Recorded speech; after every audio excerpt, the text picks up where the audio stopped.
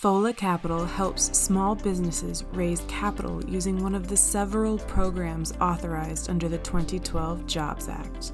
They are especially passionate about helping to raise capital for veteran-owned, women, and minority-owned small businesses across the country. Be sure and check them out at follacapital.com.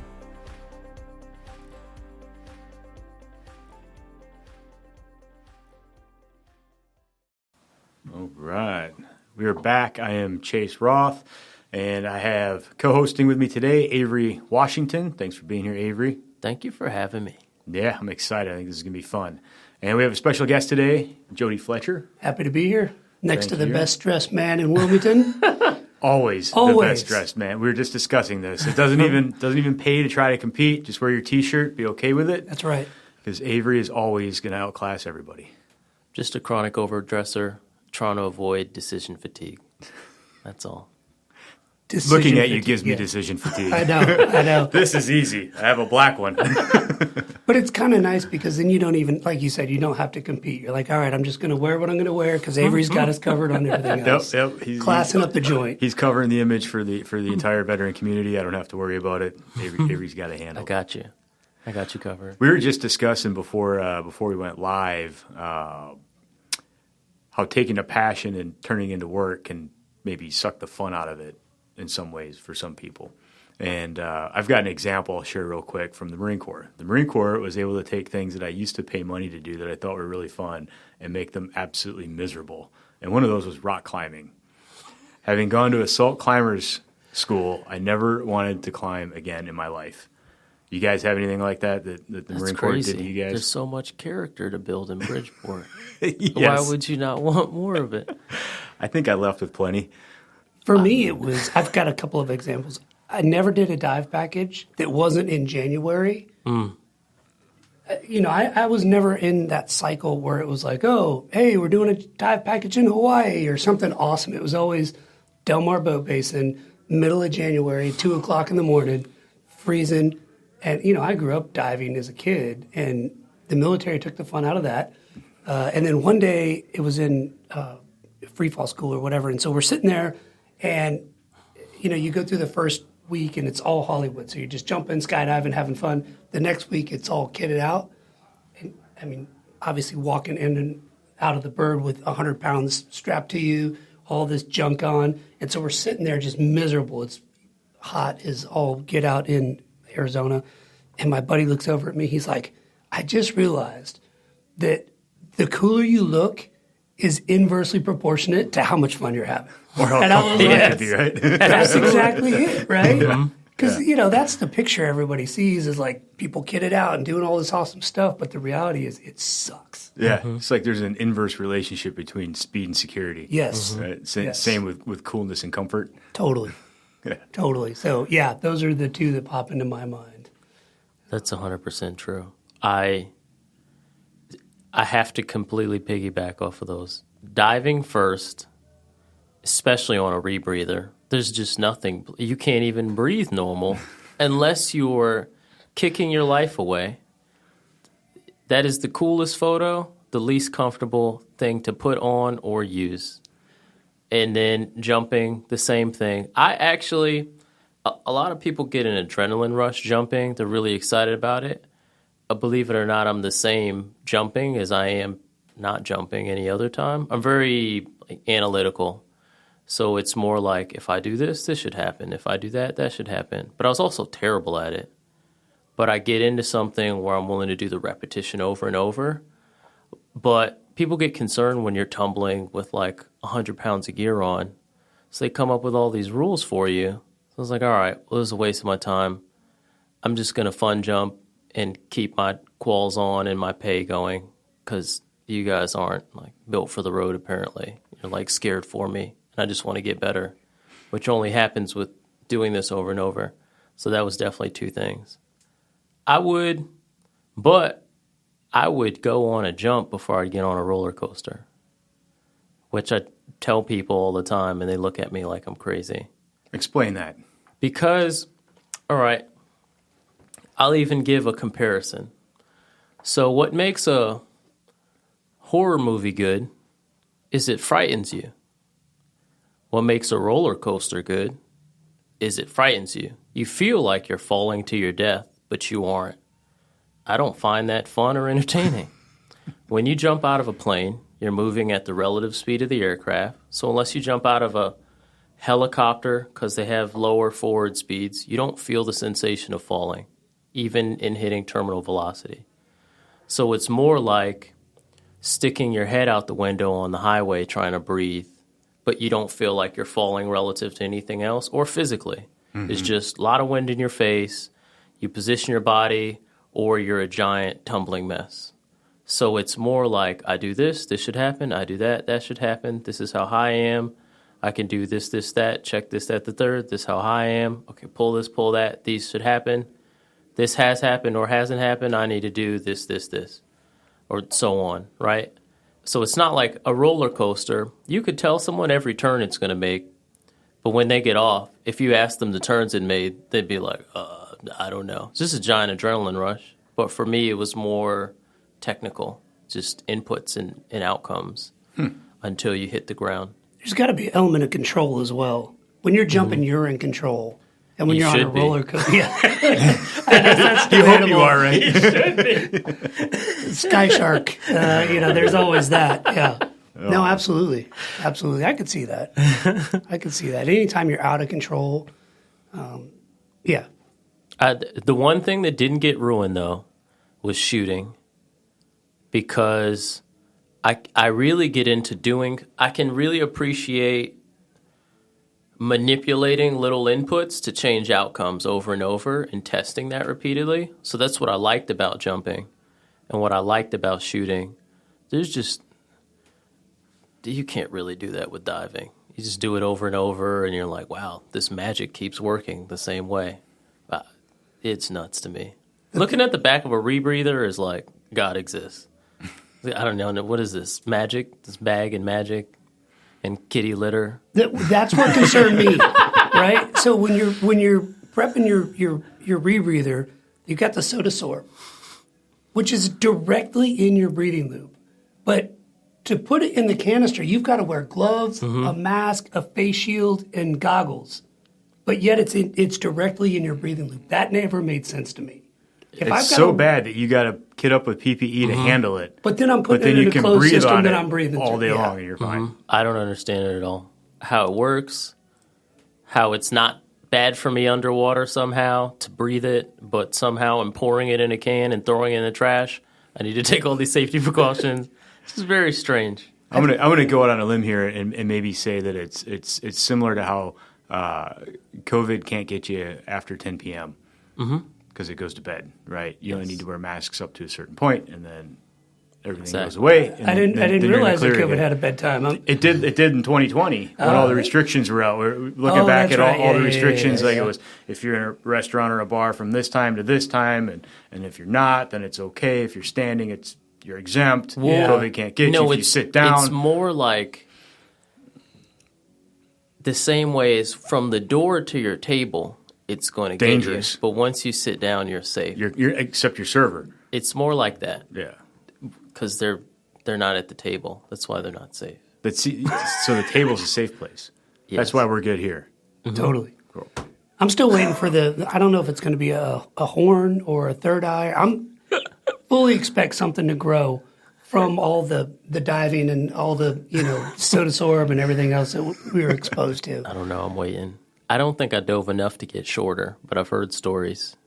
Oh, I've lost an inch. I lost an inch in the first 6 years I was in the Marine Corps. I think a lot of that's just carrying heavy stuff around and wearing body armor all day. Running. Yeah, I mean that's. I don't know. You maybe think jumping though would stretch you back out, right? That should be the. I think so. But then you land. That's true. Yeah. And it's like.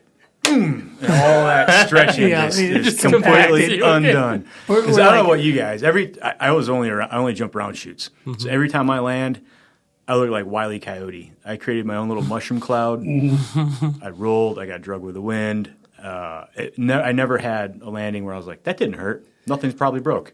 Every landing was like, okay, what's broke? And then you start doing the pat down and see if there's bones sticking out anywhere. Yeah, when you're jumping the ram air shoots, the squares. you're either going to have an awesome landing or a catastrophically bad landing. No gray area. No, it's one or the other. It is Definitely. one or the other. It definitely is. And after I did free fall, and especially after I became a JM, I tried to go back and forth between the two, but I just kept having terrible landings on round shoots where I was just like, look, there's too much muscle memory built up, and you're just going to hurt yourself. Where I would just land like both feet open and regret it immediately. It was bad. Yeah. It was so bad. So I just decided, all right, there's no more of this. We'll make sure I stay on top of being a JM for both, but I'm only going to hop out on a free fall shoot because this thing's going to jack my knees up. But it's a lot of fun unless the wind is higher than the forward speed of the parachute, and then it's less fun. Yes, because you're going really fast. Backward. But it buffs out normally. It's good. Well, let's bring the conversation back around to Jody. We've heard from Avery before. He's been a guest on the show in the past, so we've got to hear a little bit about Avery's background in the Marine Corps as a Marine Raider and now in the civilian world making huge moves in the real estate market as both an investor, a developer, and a realtor at times. Jody, tell us a little bit about your time in the service, what you did when you left active duty, and kind of where you're at now. I joined in 92, and I just retired officially in November of, last year. So I did a little over 29 years, almost 30. Wow. And, I kind of came in to be a corpsman. My dad was a corpsman, followed in those footsteps, and found myself in the reconnaissance community as a recon corpsman. And then, we stood up MARSOC, and so I was there for all of that. So the first 20 years of my career was as a SARC. Had a ton of fun, did several deployments and all that kind of stuff. And then I ended up moving into the command Master Chief position there at MARSOC and just fell in love with that job. So I went on and did a couple more tours as that. So the last decade I spent kind of in that capacity, more of a leadership mentor, fat old guy behind the desk is what I like to call it, role. But I had the opportunity to work for some amazing leaders when I was the command master chief, and then so kind of transitioned out and started executive coaching and consulting for organizational development, just helping people build better culture, increasing communication, all that kind of stuff. So it's been awesome. I've had a great ride. I bet you have a very interesting perspective, given that you served almost a decade in the 90s and then 20 years in the 2000s. What was the 90s like compared to the first 10 years of 2000? It was a lot of preparation. Everything, and I would tell people all the time, if you stay in long enough, something's going to happen and you're going to get to go and exercise all the things that you've been practicing for however long you've been in. That was the 90s. It was nothing but training, nonstop training. We did all kinds of training. We were in Bridgeport. I did everything. And then once the war kicked off, all of that stops and it becomes very focused. And so then you're just training to go and do the things that we're supposed to be doing or whatever, is appropriate for what was going on at the time. So, that was the big thing. Deployments were different. Mews were, just kind of floating around and stop places and do some training and get some liberty and all that. And then once we hit 2000 after 9/11, you're just flying straight over or you're sailing straight over. So there was not as much fun to be had. All right, I never got to have any of the fun. I was in from 01 to 13. I'd nenever set foot on a boat, not once. It was all plane. Well, I don't know if I'd call being on the boat any fun, but no, it was just different. It was a lot different, and I think that would be the biggest thing was the training versus the training not knowing what you're going to be doing. So you're just training for whatever, and then when whatever happened, then it becomes more focused. Highly specific. Yeah, so it's where almost you're like going, who you're fighting. Right. Yeah. Prior to that, you had 10 years of something could happen here, it could happen there. Absolutely. This place is starting to look hot. Maybe it'll be there, and so you could never really tailor your training to a specific environment or threat. It was just be ready for anything. Yeah, it's like being an athlete in high school where you play all the sports, And then somebody says, this is the sport you're best at, and that's what you focus your attention on. Interesting. Very interesting. So you left active duty when this last year, right? Very recently? In November, yeah. November, last November. just recently out. Right. Very recently I actually, with terminal and all that stuff, I was out in June. Okay. But after everything panned out with all the leave and all that stuff, November I was officially a free man. And how's that been feeling? Oh, it's amazing. Do you like it? I love it. What do you love about it? I love that not that you don't make your own decisions in the military, but I love that I don't really have anybody to answer to. Mm-hmm. So I still can't sleep in, but I'm not waking up at 4 to sneak in PT before I go to work. Now I sleep into 6 or 6:30, which is pretty awesome. Yeah. And then I wake up, and if there's waves, I go surf. And if there's not, then I try to do something else.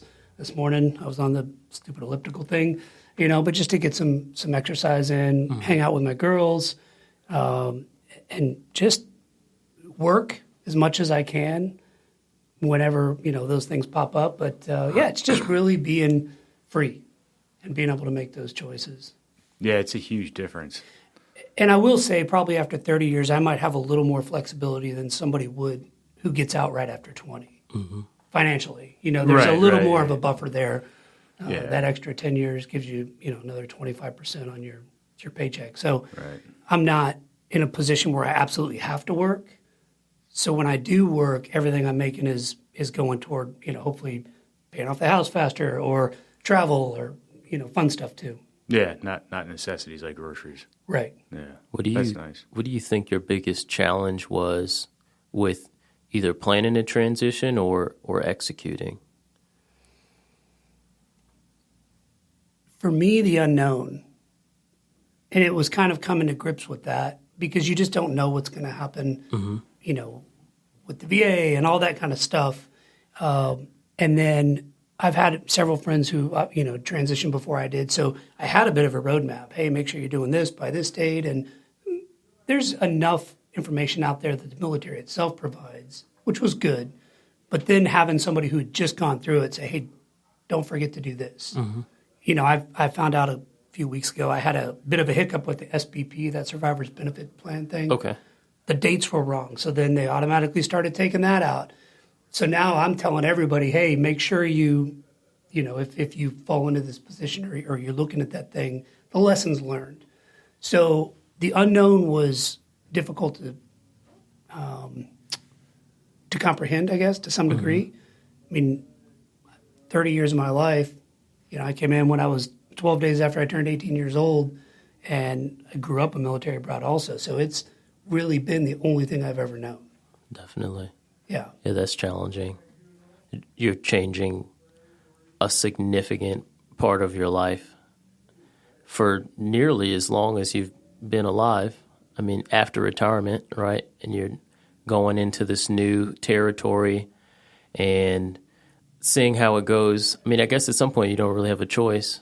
I think that's a challenge I see a lot of folks deal with. I'm always interested to hear how folks overcome it when they transition out of the military or whatever it is that they're doing, especially with a family. It's interesting you say that. A lot of people, I guess, were telling my wife, oh, are you going to go back to work? Or almost like we'd get tired of each other. She says, what are you talking about? I can't wait for him to leave. And so far, things are great. I think we have enough things where, I go surf or go do things or whatever. And I'm at home way more than I ever was, but she hasn't told me to get out yet. So that's everything's good. That is important though. I mean, being single at the time, it's not really something I thought of, like being up under each other more often and driving one another crazy. But that's something you don't ever hear people talk about, being around one another more, which is a very likely scenario if you're retiring, especially. It's a change. It's a change. I mean, maybe it was different that you had more of those administrative positions for the last 10 years. I'm sure you still had deployments and things, but... Not deployments, but we were traveling before COVID. We were traveling all the time. But I know a lot of people that I've known retire and end up divorced within like 2 years. And it was a change for me and my wife, having gone from maybe getting 2 weeks in a row of pillow time at home to where you swoop in and, daddy's home and it's Right. all fun and games and, you're there for a couple weeks and you kind of upset the balance a little bit, but everybody just is happy to have you there and see you. You're gone again, for who knows how long. Maybe it's a couple weeks again, and then you're back for a day or two, or maybe it's a 9-month deployment. To now I'm there every single day. And it's great now. But there was a period where we had to refigure out what life looked like with me there full time in the family and not just as this visitor who'd swoop in occasionally.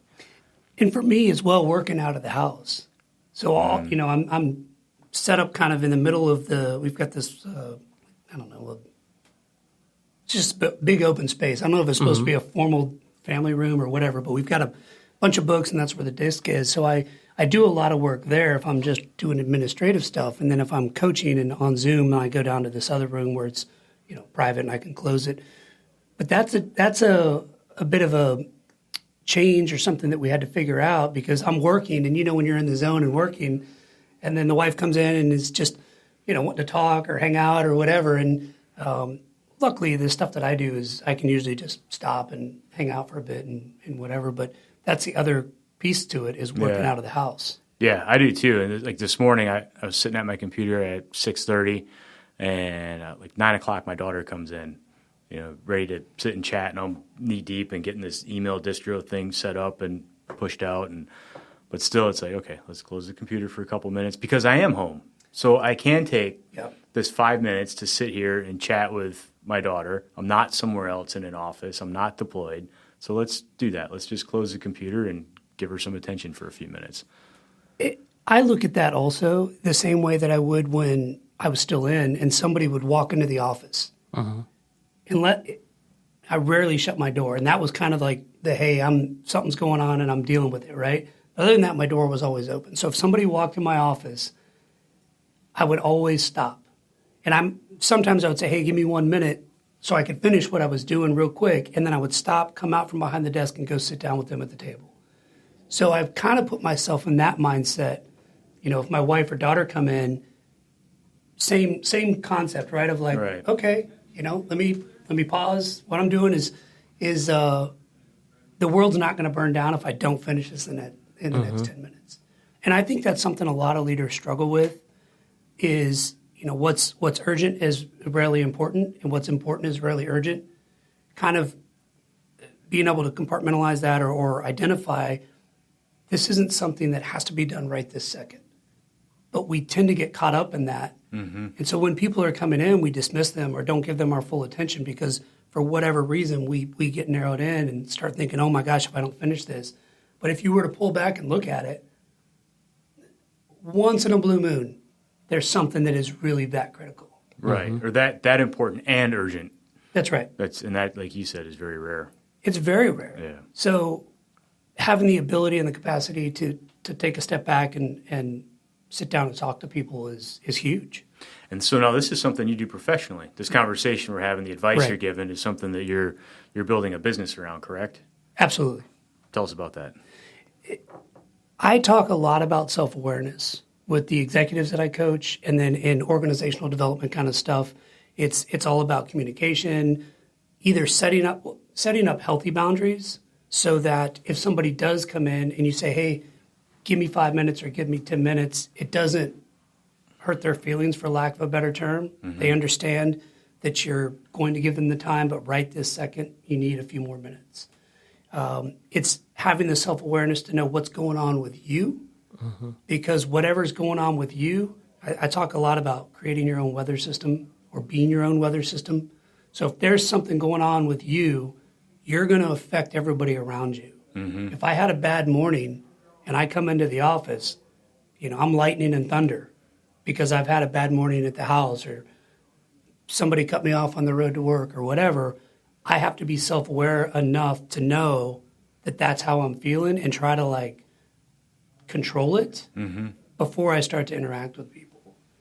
And it's all about developing a culture where people feel safe enough to say things like, hey, I've got an idea, or you know what, that kind of pissed me off when you said that, or I don't agree with what you're saying. There's a lot of leaders that have a hard time listening to their people because they're not listening to themselves first. You have to be able to hear yourself before you can start hearing what other people are having to say. Right. You intertwined a whole lot of wisdom in that minute or 2 minutes that you just went through there. A couple of things that stood out to me was consistency in presence and personality. Sounds like you place a lot of importance on that. You talked about being your own weather system. If you correct me if I'm off track or whatever on what you're saying, but it sounds like you're saying if somebody comes in one day and they're angry or upset, and the next day they're super calm and chill, they create this this atmosphere of nobody ever knows who they're dealing with. Right? They don't know, is he the angry guy today? Is he the happy guy today? Can we talk to him, not talk to him today? So you're placing an importance on being consistent in your personality and moods? Absolutely. And when you do that, you will see within a team environment, if you're that person who's all over the place, people will tend to shut down out of preservation. Mm-hmm. So even if you're in a good mood, they're probably not going to open up and talk to you in a way that is productive or, matters to the organization or whatever it is that the team's doing.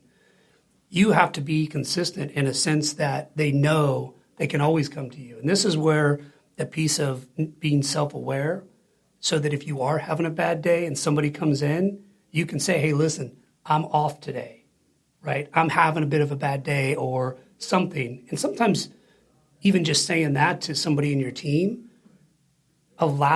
it helps you get it out, but it also lets them know what they're dealing with. Because everybody's human. We all have bad days. I was just going to say, it humanizes you with your team too. Yeah.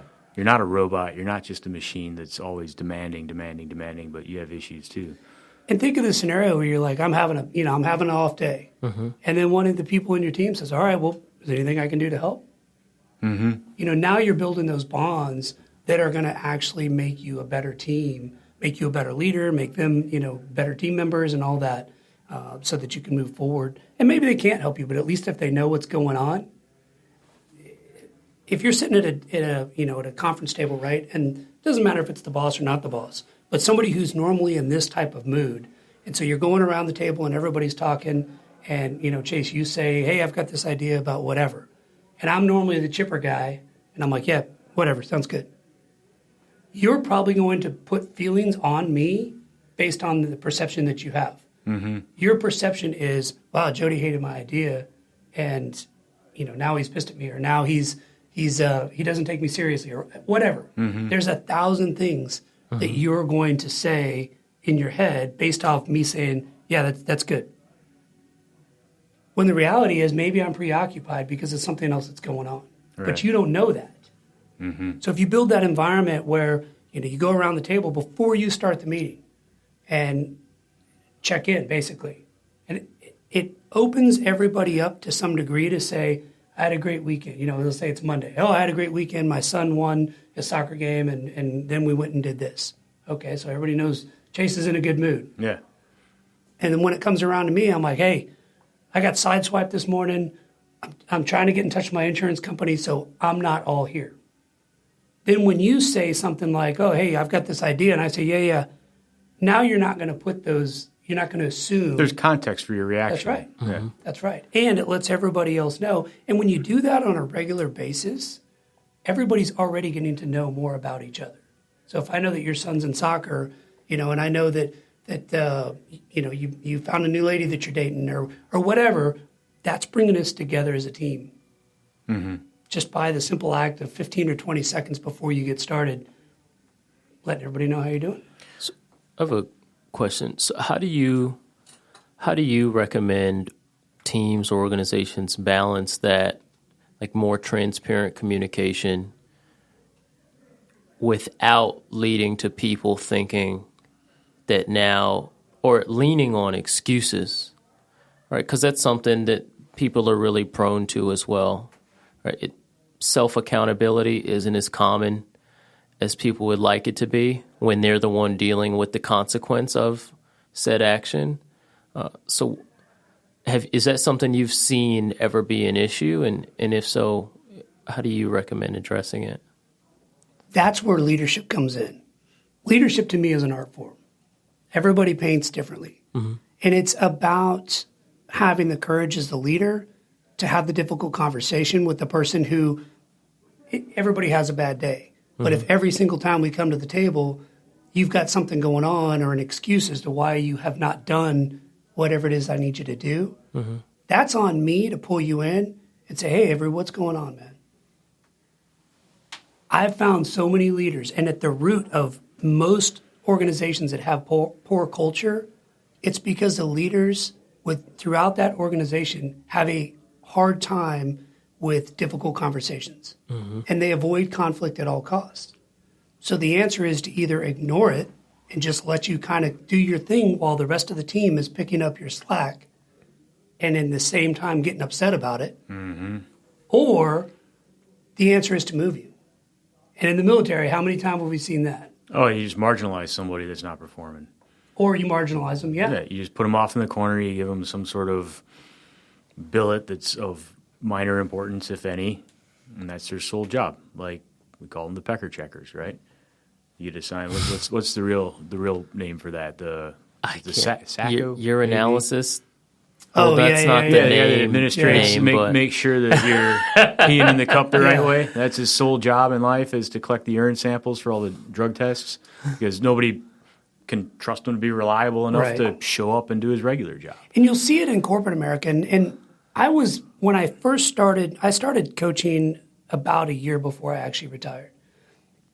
And I feel that now I've got a better handle on what's going on in corporate America just from the companies that I've worked with. And it's amazing to me how many similarities there are. But then when I sit back, I think it's also not surprising, because people are people. Yeah, there's only so many ways to deal with a situation. Well, it doesn't matter if you're I don't know, working for some multi-billion-dollar company doing taxes or whatever, or doing military stuff. People problems are people problems. But it's the avoidance of conflict that is normally at the root of it, right? So in your example there, moving you to a different department. Okay, well, Avery's not working out on our team. We're going to put him over there. But never tell you what you did wrong. To not work out over there. To not work out over there. And then you're passing the problem. Yeah. That's how, you're building silos. Because then what's the other organization or the other team feel? Like, oh, they dumped. We all know Avery's no good. Yeah. Right? Yeah. So they put him on us, and now it's ours to deal with. As opposed to that leader just sitting down and saying, hey, man, what's really going on?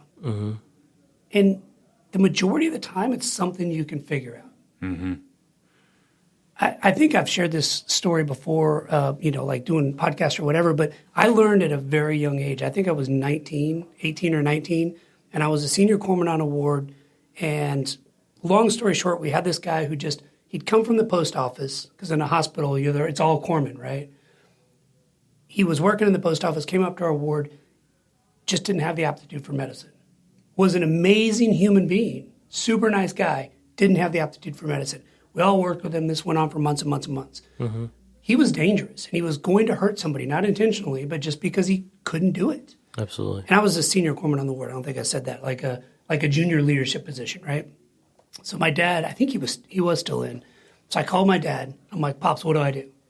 And he's like, hey, bud, if you're the leader, you have to be able to have the conversation with him and let him know. He knew he wasn't doing well because we were working with him, but let him know, what's going on.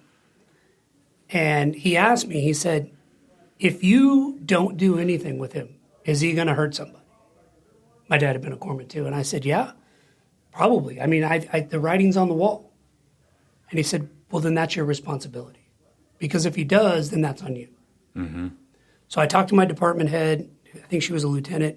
And we brought this guy in to her office and basically told him that we were going to, we'd done all the paperwork and stuff, but like pull his caduce so he couldn't be a corpsman anymore. He was crying. She was crying. Like, it was a hot mess, right? But at the end of the day, we were able to re-rate him to postal clerk. That was still a rate at the Navy at the time, and moved him back down to the post office where he was awesome. Absolutely. It doesn't always work out where it's like, oh, Avery, I can solve your problem, or I can help you. Sometimes that is the problem. That they're in the wrong position. Exactly. They're in the wrong that's what seat. I was going to say. Yeah. So maybe they're on the right bus and they're in the wrong seat, or maybe they're not even on the right bus. And in this case, Maybe the guy, he wasn't in the right bus. Yeah. And we were able to solve that problem. And then I would see him every day. I'd walk into the hospital because the post office was right there where we came in. He was happy as could be. Definitely. He's thriving. He was thriving, but that was especially as an 18-year-old kid, that was a hard conversation to have with another I think he was older than me, too. I think he was like in his 20s or something. The military can be weird like that. But he had been pushed around. That's how he ended up in the post office in the first place, because he hadn't worked out somewhere else. Mm-hmm. So for me, it was a monumental lesson at a very young age. But now I'm talking to C-suite people that have a hard time. Haven't figured that out yet. They haven't. It's amazing, isn't it? They have not. It blows my mind. And when I ask them, was that person surprised? Or have you told that person? No. Then I always tell them, that's your fault. That's on you. And until you have that conversation with them, you own it. So. Yeah. So you started coaching while you were still on active duty. I did. So what's your business called? Do you have a business name? E5 Professional Coaching. And where'd that come from? Everywhere. Okay. I don't know. E5, well, E5's it's a pay grade. It is, right? and it was my favorite. Is it related to that in some way? It was my favorite. Okay. It was my favorite pay grade because you had just enough, I don't want to say authority, but just enough ass, really, that people were listening to you, but not enough where you had to make big decisions. It's all your fault. Yeah. Right. I have to agree. Being a sergeant was awesome. Was absolutely awesome. Being a staff sergeant was the worst. One step up was absolutely terrible. Next to being a sergeant, the next best thing was being a gunny. There is that so gap. That's chief, right? For Once us, you it was hit chief, yeah. it's like you're a water walker. The whole world changes. Like you have your own spaces on ships and everything, right? Like being a chief is a pretty big deal. As an E5 for me, you're still, to put it in corporate terms, you're still an individual contributor. You're still doing the work, but you're also leading people. And that was amazing. And then you're right. Then once you step into the chief role, and that's a huge transition for a lot of people, whether it's in the military or corporate America, where it's not about you anymore, it's about the team. Mm-hmm. You're judged by how well your team is doing. So when we transition people into becoming chiefs in the Navy, that's really the major focus is it's not about you anymore. Because at that point, they've worked so hard, but it's all about me, me, me, me. I'll call it warming up for the opera, right? Mm-hmm. Me, me, me. Quit warming up for the opera. Now it's about your team. Yeah, and you see that in any organization that you're in, where people have gotten to where they are because they're really good at what they do. Mm-hmm. But once you open your arms and have to start taking other people, under your responsibility, a lot of people don't know how to do that. And in corporate America, they don't focus as much as they do in the military on actually training people in leadership. Mm-hmm. Right. Leadership development. There's a huge emphasis on it in the military. Honestly, it seems like more than ever. I remember the last few years I was in, there were a lot of changes for a Lance Corporal's course. I mean, there'd been a Corporal's course. This is a course every rank from E3 to E8. I imagine there's one for E9s. Yeah, symposiums. And huge emphasis on leadership if you're in development. SOCOM, you get to double tap. You get to go to your service absolutely. one. Absolutely. Ones. If you've been in the military longer than 2 weeks, you're leading somebody, right? I mean, as far back as I can remember, it was, hey, Fletcher, you're in charge of this. Okay. Well, even if it was cleaning the bathrooms, yeah. Marine Corps boot camp, I'm sure it was the same for you, right? If there's two of you together, one of you's in charge. Right. Right? Like one's calling cadence while the other one's marching next to him, right? Like one guy's in charge, even if it's two recruits together. So it's pushed into our heads at a very early age. And if you think about the way the military functions, and this is why I think military people come out with such an expansive knowledge of leadership, because the breadth is so deep. Every 2 years, no matter what, you're getting a different leader, depending on what level of you're working. But at the lower levels, that's cycling even faster. So if you think about a 20 or 30-year career, cycling out that number of leaders, I don't know if there's a leader type out there I have not experienced yet. Mm-hmm. I've experienced horrible, toxic, crazy leaders, and I've experienced some of the best leaders that, I'd put them up against anybody. Mm-hmm. And everything in between. And you learn from both. You learn, wow, that was awesome. I'm definitely going to be doing that. But you also learn, oh my gosh, I would never do that. Mm-hmm. Because you see what it does to the team. Mm-hmm. As you're coming up, you're hopefully putting all these things in the back of your mind and then developing. And again, this is where leadership is an art. You're developing your own talents, the way that you're going to paint the picture for your team or the way you're going to present yourself to them. Let's talk about the business of your business for a minute. This is the Veteran Business Collective podcast, so we do have some guests that are probably, or some listeners that are probably interested in. So this guy goes from the military into the civilian world, starts his own business, doing what you're doing. How'd you go about it, and why? Why did you pick that? Why did you pick being an independent? Why didn't you go try and work for one of the big four and one of their practices doing the similar type thing? Like, how'd you get to where you're at? It was the fact that what kept me in that last decade was the coaching and mentoring and the leadership. I loved it. Mm-hmm. And, I met I've got a buddy who I would go see every time I was in D.C. if I was up for a meeting there or whatever. And he's a very senior partner kind of guy at a massive accounting firm. And we would always catch up. He's a high school buddy. I've known him forever.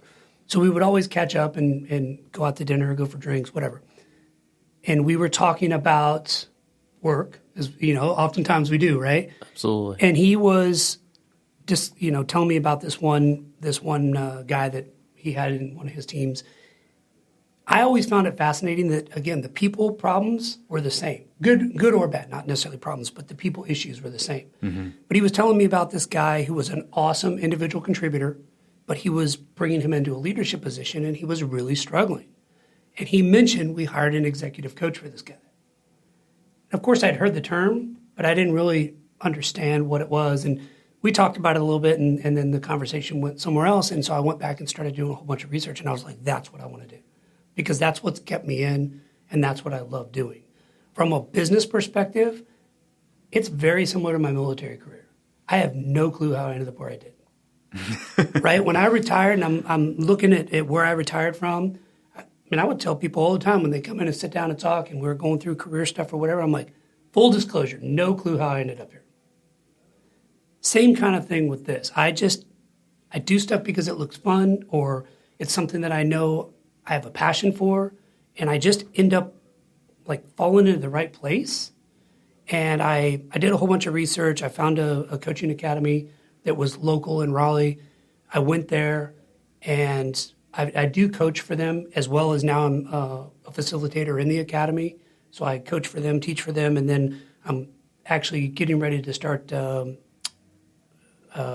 working for them as the director of organizational development as we, get into bigger clients and working more with the organization and the individuals, executives as well. But yeah, so there was never any real decision for me, Chase. I don't sit down and say, all right, here it is. I'm going to, I don't map it out. Okay. I literally just kind of fly by the seat of my pants. And I have my own company, which I'm building and I'm learning things constantly. I just had somebody reach out and ask me for something for a speaking engagement. And I was, before I came here, I'm, on the computer trying to build something real quick. So I am building this plane as it's flying, 100%, as I'm sure most people are. Like OODA loop in motion. Yes, absolutely, absolutely. Yeah, I love the motto of do what you can with what you have right now. And one of the things that I learned in the military, and this is the thing I love the most about the Chief's Mess, it's the networking aspect of it. And so it's one thing that I've brought into my transition, right, or my retired life, is I know somebody who knows the answer. Mm-hmm.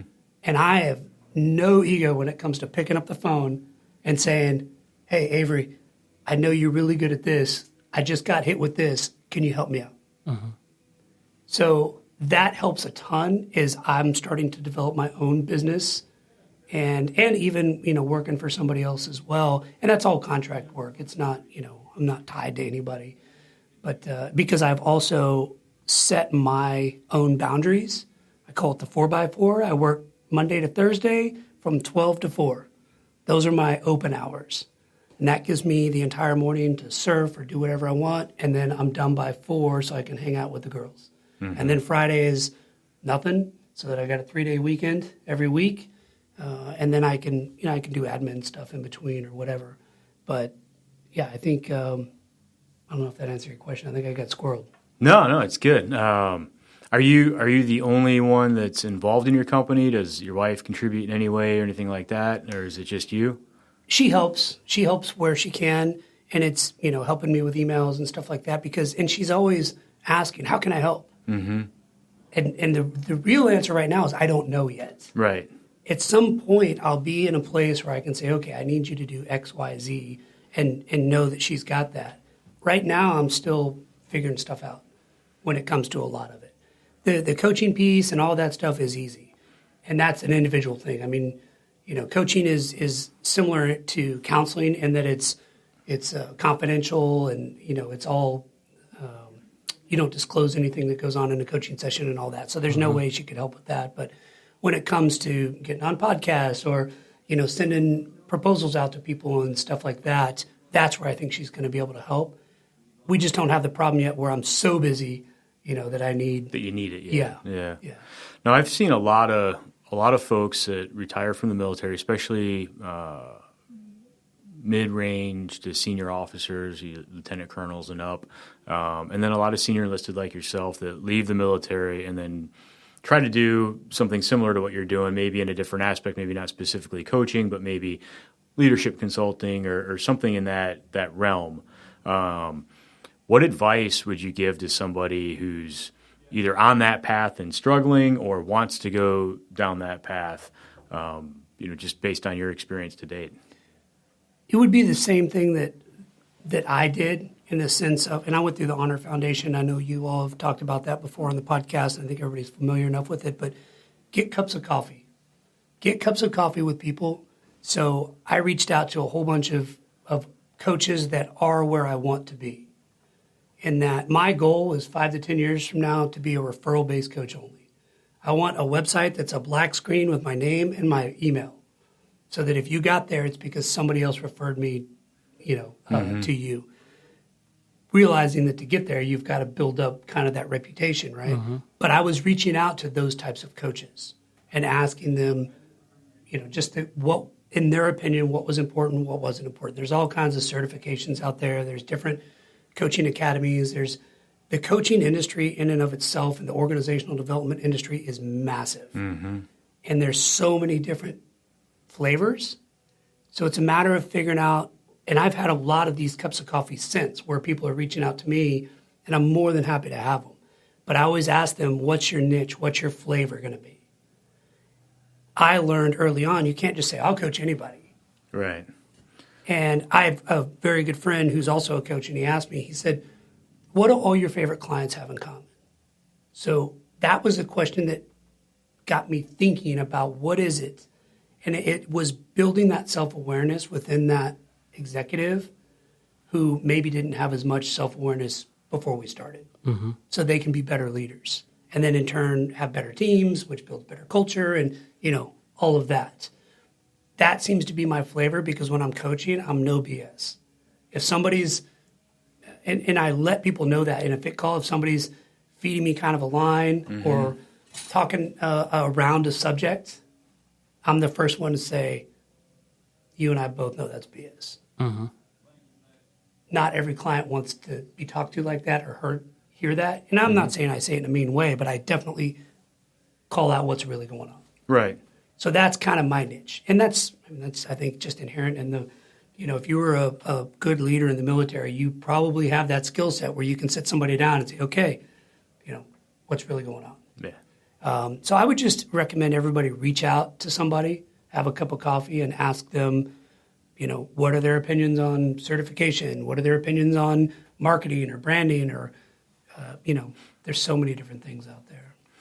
Now, you've worked very hard, for 30 years to put yourself into a position where you have the luxury to be able to have your 4x4, build your business almost as a side hustle, and it'll probably continue to grow and do extremely well. Do you have any advice for somebody that maybe doesn't have that sort of financial stability like you have from a nice pension from the military, but still wants to get into what you're doing? I mean, can they realistically expect to do fairly well? Does it take a long time to build up a client base? What's it like from that aspect? That's where, again, I've fallen into something that was kind of awesome because I fell in with this company. So a lot of my clients right now are coming from them. Okay. And I do have that same discussion with people when I have the cup of coffee and ask them what is, not specifically what is your financial situation, but are you in a place where you don't need to make money and you're just doing this because you enjoy it? Or are you in a place where you have to still feed the family and all of that? There are, big coaching firms out there where you can get credentialed, get certified, and then get into one of those where you're not making nearly the amount of money that you would if you were on your own. But you could make a living, or you continue with, a big kid job once you retire and then do similar to what I was doing when I was still in, which is coaching in the evenings or on the weekends. Treating it more as a side hustle.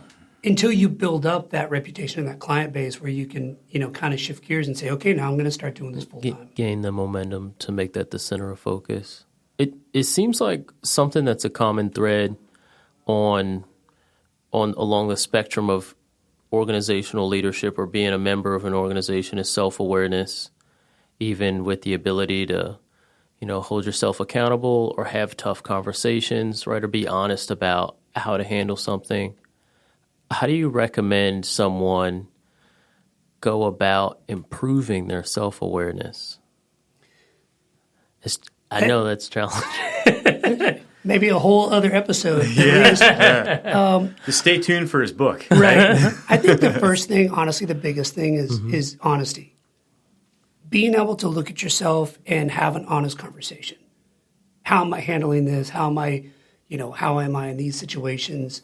A lot of people pretend not to know something about themselves. And if you can get beyond that, pretending not to know something, and just be honest with yourself, whether it's good or bad, that's where you're going to start to, that's probably the definition of self-awareness. I'm having this feeling. It's not a great feeling, but I'm having it. So what can I do to process it and then, put it out there to the world? I got certified a while back in the emotional intelligence assessments. Those are great tools. I use them a lot in coaching because you can give somebody this assessment and then give them the results. And you're not looking for a score in emotional intelligence necessarily. What you're looking for are gaps or, like a spread between certain areas. And that's where you can kind of dig in. So if you've got tools like that, then you can say, hey, you scored kind of low on reality testing as opposed to emotional expression or something like that. What does that mean to you? And then it helps them uncover what it is that they're probably pretending not to know about themselves. It's insane how accurate some of those assessments can be. It's interesting. And sometimes I can remember taking a few and reading the results and being like, man, this reads like I'm a supervillain or something. This is terrible. This doesn't look too good. Those I found them super helpful in the past. I've taken too many to remember the names of them, but they're very insightful. Yeah, I call them session fodder because when you're reading something about yourself, you do have those reactions of like, yep, totally. That makes sense. Whoa, wait, what about this? And that might be one of those things you're pretending not to know. And when you read something like that, then I ask the client, what stood out the most? And they'll say, oh, it was this. But I don't know if I agree with it. What don't you agree with? And then that starts a whole conversation. So you're just kind of peeling those layers of the onion back. Definitely. And ideally a realization of some type. That's awesome. And I also conduct 360 evaluations on the executive clients. So I'll get 10 people, and I ask them to give me 15 to 20 names. And all of these assessments that we do have a 360 component, but I do actual interviews. So I'll call and have 30-minute conversations with 10 people. It's a peer eval, right? That's so it's cool. Yeah. And those coupled with the assessment will provide 5 or 6 sessions of good conversation because, again, you're looking for blind spots. The executive might think, well, there's no way I don't ever micromanage. I let everybody do everything. And then you get the 360 results back, from interviews that I've conducted talking with people. And they say, Avery's the biggest micromanager I've ever seen in my life. So when they get that, that information back, they're like, whoa, what's going on? Yeah, objection. Right, yeah. Oh, that's crazy. That's crazy. Well, let's talk about your involvement with the VBC for a minute. I think the first meeting I remember you coming to was in the summer. Maybe it was 7 Mile Post, perhaps. Maybe it was one before then. I want to say like July, maybe, somewhere in there, maybe June. Anyway, sometime this last year, we've only been around for like a year. But since becoming involved with the VBC, have you made any good connections with anybody, developed any new relationships as a result of it? Tons of relationships, a lot of great networking. That to me is what that's all about. And I think networking is the key to it, and building those relationships is just offering whatever you have without any expectation of anything in return. That's been the biggest component for me in the VBC, is just getting to know everybody. We're still within our little military network, right, where everybody's got something in common. We all served and all that. But the beauty of it is some people were only in for 3-4 years and then have been in the business world for a very long time. Those are the kind of people that you can reach out and say, hey, I'm supposed to do this. I don't know what this is. Can you help me out? Right. So there's been a lot of that. That's I think just any kind of networking. That's what I've appreciated the most about it. And then there's that sense of tribe, that camaraderie. That we all have something in common, and we all speak a similar language. So you can get in there and feel like you're, in a safe space. In a safe space, Hate using that term. But just say whatever you want to say and joke and how you want like to say it without having to right. overthink it and everything. Yeah. Well, very cool. I'm glad to hear that. We're getting close to the end of our time together today. There's a couple more points I'd like to hit. One is, do you have a way for people who are interested in working with you to get a hold of you? Absolutely. You can hit me up on LinkedIn, just Jody Fletcher. My website is e5professionalcoaching.com, and I'm on Instagram and Facebook, and but I'm old, so I'm still trying to figure that stuff out, at least the Instagram thing. But the best way is either via the website or LinkedIn, and then my email is jody@e5professionalcoaching.com. Now, I know you're a popular podcast guest, so people can hear more about what you do and how you do it on a lot of different podcasts. You've been on the Signal Fire podcast. You've been on a bunch of others. Do you put out any content anywhere else? Do you have a blog or anything like that yet? Not yet. We're working on it. Okay. And I'm actually working on starting a podcast that will, depending on when this drops, will be out very soon in the next couple of weeks. Excellent. And I'm podcasting with Morgan Lattimore, who's also a veteran, and we're calling it That L Word. And it's a podcast about leadership and all the things that people are afraid to say out loud. Okay. Can't wait cool. for it. That's because it awesome. makes you want to guess what the L word is constantly. Well, most people think it's love. Just want to blurt it out. Like, love. Love, right? But we talk a lot about love and leadership and compassion and all the squishier side of leadership that actually makes a difference. Very cool. That's cool. Yeah. I like the name. That's awesome. That was Morgan. We batted around a whole bunch of names for a while, and then he said, what about the L Word? And I said, well, there was a show called the L Word back in the 90s, I think. I'm probably dating myself. And then he was like, what about That L Word? And I'm like, that's even better. Right? I don't think we'll get in trouble with them. And it's talking about that L Word. Awesome. If you had one or maybe a few things that you wanted to leave with the listeners, like footstops from Jody Fletcher, they could be advice on leadership or about starting your own business or transition or whatever it is, what would those things be?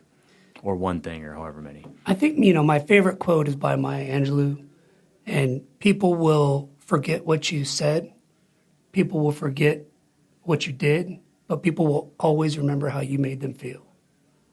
So my advice is always just be a good human and remember that you're making people feel a certain way. That's what's going to stick with them long after you're gone. Deep. What do you think, Avery? I like it. I would explain it way more technical. I think of it like your ability to channel energy across time and space, which I don't know how to intelligently explain, but I think you summarize it much easier than I do. I like it. Avery always going for the technical aspect. Well, and really, it comes down to be the drop that starts the ripple. Yeah. If you smile at somebody, you have no idea what that ripple effect is. Mm-hmm. If you're having a bad day and I smile at you, maybe I don't even know you, but it puts a smile on your face or you feel a little bit of warmth and positivity. I know exactly what you're saying. I had a conversation about this the other day that was, and it's going to sound silly, but have you ever shopped at Publix grocery store? I have. Have you ever noticed how sincerely polite all the people are that work there? Just like Chick-fil-A. It's crazy, dude. It's not like any other grocery store. I go to Publix. I have 3 grocery stores the same distance from my house. I go to Publix because every time I go there, by the time I've made half a lap, I've had a half dozen people smile at me and ask me how my day's going. And if I can go in there in a bad mood, and nobody likes grocery shopping. Right. That's a miserable task. I enjoy so I can it. go to do something. Of course you would.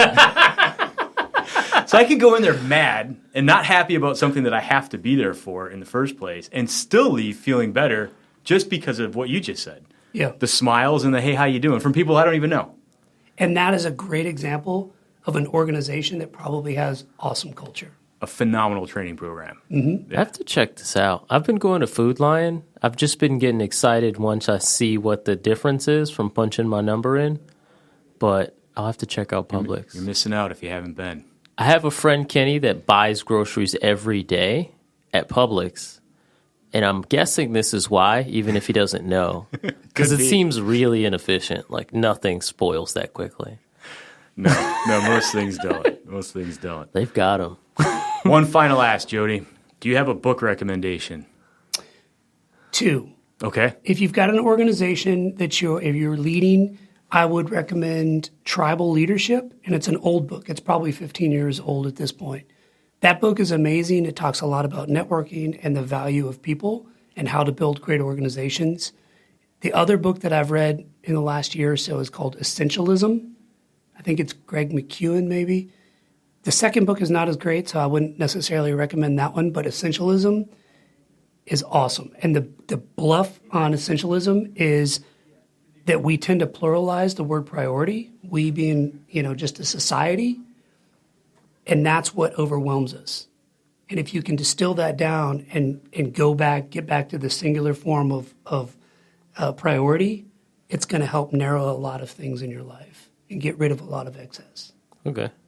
I'm definitely going to check that out. That makes sense. Everything can't be a priority, can it? Then nothing's a priority. Right. And it also talks about the power of being able to say no, which a lot of people have a hard time doing. Yeah, for sure. You got anything else, Avery? No, I don't.